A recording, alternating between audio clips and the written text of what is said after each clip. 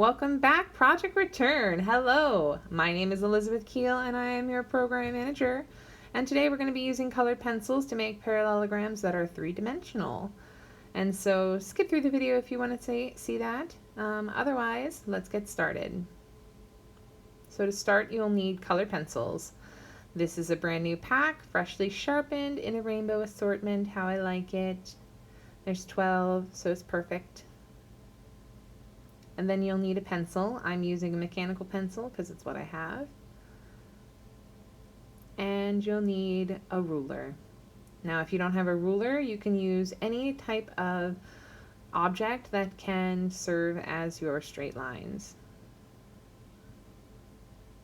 So to begin, first you're going to use the width of your ruler and measure out straight lines going horizontally across your paper, using the width of the ruler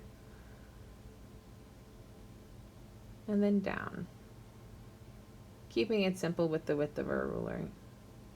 So now we're making perpendicular lines intersecting, creating a grid.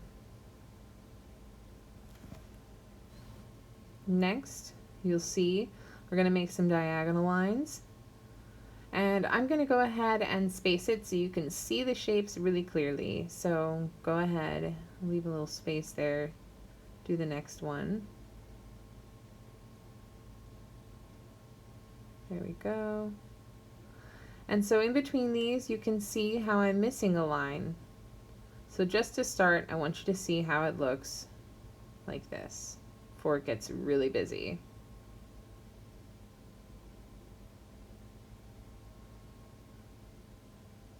And then the opposite direction. As soon as I make this line, you should be able to see that triangle. You should be able to see the triangle pretty well. And then, once you've got these first ones set, we're going to use a little bit of what I like to call video editing magic. Wow. So we went ahead and added in those other diagonals. And what I want you to do next is to get an eraser and clean up those lines. Clean them up and make them nice. So let's make our first square. I chose red. You can choose whatever color you'd like. And I'm going to go ahead and trace that out using a good hard pressure to create a heavy weight. I want to make it really clear what those shapes are. And we're going to color this in and continue. And of course, you can do this with any medium. We use color pencils today because I wanted to demonstrate what I mean by heavy density and mixing in with colored pencils some of our complementary colors to create low saturated dark values. So we're going to go ahead and get our next color, orange. Now watch carefully how I make this. I find my next big diamond directly next to that ending, that line right there. Right next to that line. And then we go across again, over one line to the next intersecting point, over to the intersecting point, and then connecting that line. And so on and so forth. So as you can see, I'm doing a rainbow. If you wanted to do different colors or a different assortment of colors, you could do that too. Or if you wanted to just alternate between cool colors like blue, blue, green, or purple, or warm colors, red, orange, or yellow, you could do that too. I like all things colorful, so I prefer anything that has a lot of rainbow colors to it. Very highly saturated, vibrant colors. And so what you're going to do next is finish your lines and go ahead and color them in. And it should look like this. So as you can see, I have my yellow, my orange, my red, and then my purple. And it goes in a rainbow fashion. So everywhere you see this shape going on, that's going to be the next section of our drawing that we want to really focus on. And we're going to go ahead and look from the 1, 2, 3, and then down to find that triangle. I'm sorry, that square. And if you can, I recommend pausing the video, taking a good hard look at your drawing and seeing how that next color is going to go if you do this pattern that I'm demonstrating. And if you're just alternating your colors, you may decide that it's super easy to just use the two colors, and that could be really fun, a really beautiful look to it. So here I am making my lines, continuing, and just really using a very thick application of color pencil. So very quickly I'll demonstrate how you can continue that pattern, again finding our square diamond look, creating that three-dimensional object, and again going blue so it's purple, hard to see in the video but it's purple. Same thing, our orange down here, and onwards. So you're going to continue with this process until you've completed your whole page and everything is colored in. And once that's complete, you can have a finished drawing like this. And I made a small mistake at the top of mine, which you might see, and I've got my dense coloration there. So we're going to see how that looks when we apply it using our complementary colors. So I've got orange and blue. Start with blue. Start and see with a light application of blue over top of that orange already makes it a distinct change in value. So go ahead and do it on the bottom one too. And anywhere I see that bottom shape on my oranges, and those are the only two oranges. So I'm going to press very hard, and color in both the front circle the front square and the bottom square. And as you can see, I'm going to check my pencil several times, see if it needs to get sharpened, and just densely color that in. Dense. You want to get full coverage, pressing really down, really hard, so that you have almost a waxy kind of feeling to the surface. And I wanted mine to be really dark, so I went ahead and made it dark. And the reason why we do this is because I really want to see you pressing hard on your pencils as much as you can. Some of us don't have as strong of a grip, but I want to get as deeply saturated as we can with that color, because that's going to be essentially our mid-tone value. And we want our lightest value to stay where we kept our lightest color. So in my finished square, I have my bright orange with my low saturated dark value with my highlight at the top. And as you can see, I'm going over my square again and adding in that orange on top of it and really shading that in, a lot.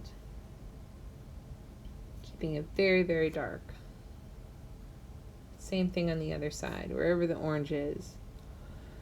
And so you're going to continue from there. So like I said again, give yourself some freedom with this exercise. Give yourself an opportunity, as I always say, to do something different and unique that's unique to you.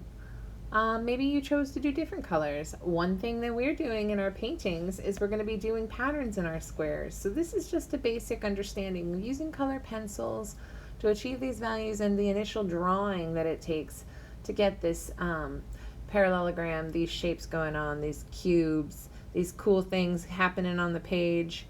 And so continue with what you're doing. Continue using your complementary colors, and you know what those are. If you have trouble remembering, watch Miss Madison's color wheel review. It's great. It's a wonderful video that introduces you or reintroduces you to vocabulary if you're new to art making. And that applies to our artists like me. It's a refresher for me every time to review the material. So feel free to do that. And as is the case with all of my videos, I want you to make sure that you're doing something that's fun for you and something that's unique to you. So your mark making and the way that you do your color pencils is going to be totally different from mine. But what I want you to try and focus on is alternating the pressure that you use, alternating the different ways that you make your marks. So perhaps you start, as I do quite often, just with a soft hatching type process that just slowly fills each shape up. You may prefer cross hatching and hatching over top of your shapes, which may cause there to be irregularities in your colors. So be mindful. If you've colored over a spot and you color over it again, the value will change even if you continue coloring over another area that's white. The value will change on the areas you've colored in, so keep that in mind.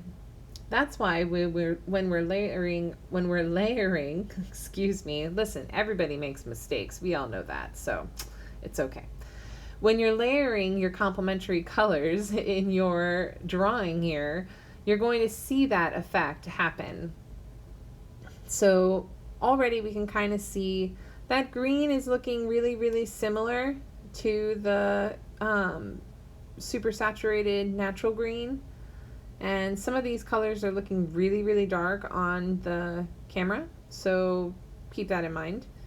And you can see, using the color pencils, the inconsistencies and the little bits of white that's coming through. So you could spend a lot of time making sure to cover all of those details and really, really make a drawing that's super, super precise. But that's not necessary if we're just doing things for fun.